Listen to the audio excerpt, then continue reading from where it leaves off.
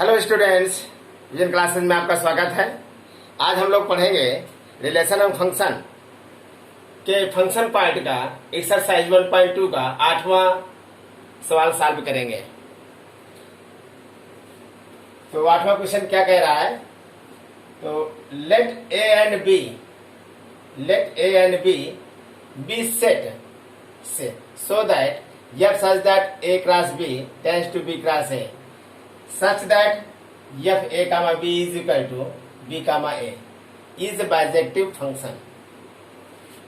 तो इसको हिंदी में कैसे देखेंगे? लेट माना a एंड b, माना a और b, b सेट्स है, दो क्या है? समुच्चय है। माना a और b क्या है? दो समुच्चय है। सो दैट दिखाइए कि f such that a cross b tends to b cross a, दिखाइए कि f such that a cross b tends to b cross a such that इस प्रकार है कि f a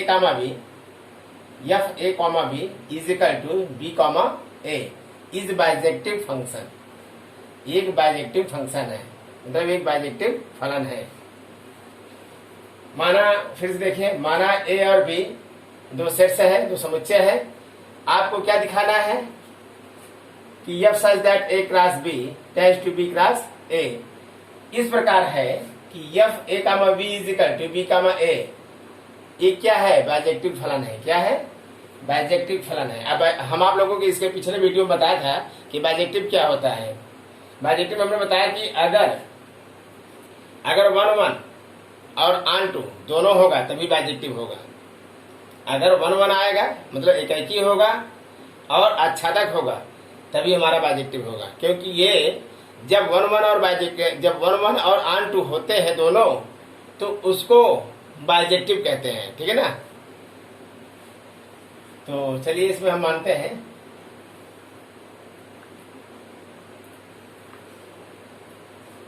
सॉल्यूशन इसका क्या है? सबसे पहले अब यहाँ पर जो फंक्शन दिया गया है f such that a cross b tends to b cross a, और जो फंक्शन दिया गया है a comma b is equal to b comma a। Function किस टाइप का है ये आपको देखने को मिल रहा है कि a cross b tends to b cross a। यहाँ पर जो फलन दिया, यहाँ पर जो सेट्स दिया जा रहा है, समुच्चय दिया जा रहा है, अभी तक तो r टेंड्स टू r रहता था तो एक सिंगल सेट्स में रहता था, लेकिन यहाँ पर a क्रॉस b का मतलब a और b दो सेट्स होंगे, उनका क्या होगा? a क्रॉस b होगा, तब ये एक सेट कहलाएगा। f such that a cross b मतलब a क्रॉस b का टाइप का सेट्स दिया है और b क्रॉस a का सेट्स दिया गया है इस टाइप का। तो उसमें जो फलन है a comma b is equal to b comma a। चलिए इसको देखते हैं। पहले माना let a is equal to sets 1 comma 2 मान लेते हैं। भाई a cross b tends to b cross a है तो पहले हम a और b मान लेते हैं। ठीक है ना? और b is equal to 3 comma 4। तो उससे पहले हम a क्रॉस b निकालते हैं। a क्रॉस b है कितना? तो a cross b is equal to a cross b आप लोग 11th में पढ़ चुके होंगे। a क्रॉस b कैसे निकालते हैं? 1 को रिलेट कराएंगे 3rd और 4th से। यहाँ पर क्या होगा? 1 कॉमा 3 फिर 1 कॉमा 4। जब a क्रॉस b निकालेंगे तो 1 को रिलेट कराएंगे 3 कॉमा 4 से, तो 1 कॉमा 3 और 1 कॉमा 4। अब 2 से रिलेट कराएंगे 3 कॉमा 4 में, यहाँ कॉमा लगाते जाइए। 2 कॉमा 3 और 2 कॉमा 4। तो a क्रॉस b का ये तुम्हारा क्या मिला? एक सेट्स मिला। तो b क्रॉस a कैसे निकलेगा? b क्रॉस a का मतलब अब इसका इससे रिलेट कराएंगे 3 कॉमा 1 और 3 कॉमा 2। अब 4 से रिलेट कराएंगे 4 कॉमा 1 4 कॉमा 1 और 4 कॉमा हो गया। अब इसका हम फिगर बनाएंगे, ठीक है ना। दो सेट्स यहां बनाएंगे, जो ए क्रॉस बी और बी क्रॉस ए निकाले हैं वही सेट्स बनेंगे भाई।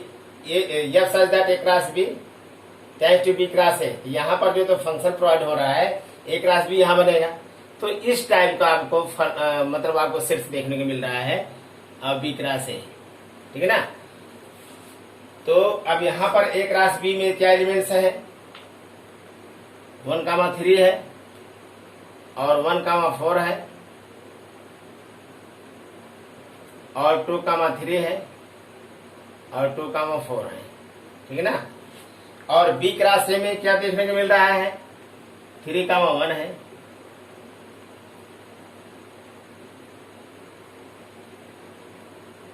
और 3,2 है और 4,1 है और 4,2 है। अब यहां पर जो फंक्शन दिया है f a comma b is equal to b comma a, अगर ए कामा बी है तो इज इक्वल टू क्या होगा, बी कामा ए। इस टाइप का ये फंक्शन प्रोवाइड हो रहा है। तो 1,3 है तो 3,1 से रिलेट करेगा इसके अनुसार, ठीक है ना। अब यहां पर एक फंक्शन प्रोवाइड हो रहा है, ठीक है ना। तो 1,3 तो 3,1, ठीक है ना। 1,4 का 1,4 है तो 4,1 से रिलेट कराएगा। तो 2,3 है 2,3 है तो 3,2 से रिलेट कराएगा। 2,4 तो 4,2 से रिलेट होगा। यहां पर देखा जाए तो सब क्या है, 1,1 से रिलेट कर रहा है, ये तो कंफर्म होगा कि ये 1,1 होगा। और इधर एक भी एलिमेंट नहीं छूट रहा है तो क्या होगा, ऑन-टू होगा। तो 1,1 भी है और ऑन-टू भी है, तो इसलिए क्या हुआ, बाइजेक्टिव हुआ। आपको यही क्लियर हो जा रहा है फिगर से ही। तो जब फिगर से क्लियर हो जा रहा है तो हम उसको एक डेरिवेशन के हिसाब से सवाल को हम सॉल्व करेंगे, जिस तरह बताया गया सॉल्व कैसे होता है, 1,1 के लिए कैसे सॉल्व होता है, ठीक है ना। और ऑन-टू के लिए क्या होता है, एक लाइन में क्या लिखते हैं, तो वो आपको लिखना होगा। तो अब चलिए इसको हम सॉल्व करते हैं।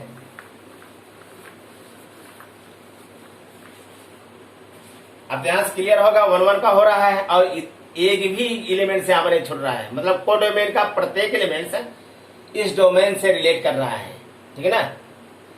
मतलब अब देखो 1,1 का मतलब डोमेन का हर एलिमेंट्स इस रेंज का मतलब एक बिना मतलब जितने से यहाँ रिलेट कर रहा है, रेंज का मतलब ये रेंज है। तो डोमेन का प्रत्येक एलिमेंट इस रेंज से 1,1 का रिलेट कर रहा है, तो इसलिए 1,1 है। और इसको डोमेन में एक भी एलिमेंट नहीं छूट रहा है, मतलब सभी का रिलेट हो रहा है, एक भी एलिमेंट नहीं छूट रहे हैं, तो हमारा क्या है, ऑन-टू है। जब हमारा 1,1 और ऑन-टू हो गया तो हमारा क्या होगा, बाइजेक्टिव होगा। क्लियर यही हो गया, लेकिन इसको सॉल्व कैसे करेंगे, यहाँ देखें। आपको दिखाते थे वहां पर जब फलन लिखते थे एफ एक्स बराबर ये, अब यहाँ पर इस टाइप का फलन है, तो यहाँ पर मानेंगे F A1 comma B1 is equal to B1 comma A1। भाई माने थे जैसे वहां पर एफ एक्स इक्वल टू कुछ रहता था, तो वहां पर हम एलिमेंट्स क्या मानते थे, एफ x1 और x2 मानते थे, यहाँ पर A1 और B1 मानेंगे। तो F A1 B1 is equal to B1 A1। तो एफ A2 कामा B2 बराबर B2 कामा A2। जब इन दोनों को बराबर करेंगे तो यही लेंगे। तो B1 comma A1 is equal to B2 comma A2। इन दोनों को इक्वल करेंगे तो यही आएगा। तो अब B1 बराबर B2 और A1 इज इक्वल टू, अगर दो युग्म दो जोड़े अगर इस टाइप के हो तो इस जोड़े का पहला इक्वल होगा और दूसरा, ठीक है ना। तो यहां पर B1 इक्वल टू B2 और A1 इक्वल टू A2, ये बराबर है, ठीक है ना। जब बराबर है तो आपको दिखा रहे हैं बराबर कैसे है। तो यहां पर 1,3 1,3 इजकल टू 3,1 यहां पर 1 यहां पर देखिए, ठीक ना। तो ये तुम्हारा क्या है 1 1 है, क्या है 1 1, ठीक 1 1। अब ऑन टू के लिए क्या होगा, ये तुम्हारा क्या है 1 1,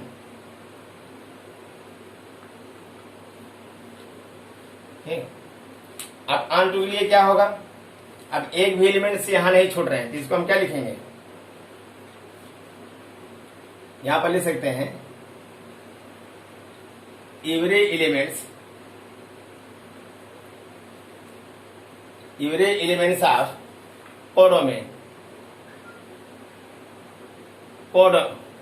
every elements of codomain is related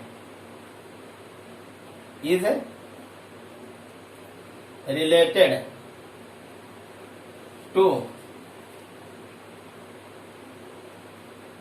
elements of domain। बात समझ में आ रहा है ना। मतलब प्रत्येक एलिमेंट्स ऑफ कोडोमेन, मतलब कोडोमेन का प्रत्येक एलिमेंट्स इस डोमेन के एलिमेंट्स से क्या कर रहा है, रिलेट कर रहा है। तो हमारा क्या हुआ ऑन टू। जब 1 1 ऑन टू हो जाए तो यहां लिखेंगे हेंस। इस प्रकार हमारा क्या हुआ, बाइजेक्टिव है। क्या है, बाइजेक्टिव है। क्या है, बाइजेक्टिव है। बस यही आपको दिखाना है, क्या है बाइजेक्टिव।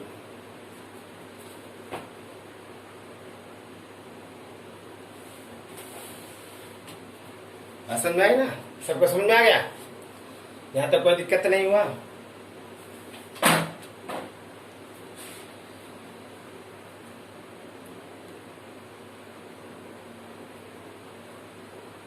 तो फिर नेक्स्ट वीडियो में मिलेंगे, 9th क्वेश्चन लेकर आएंगे। तब तक के लिए थैंक्स।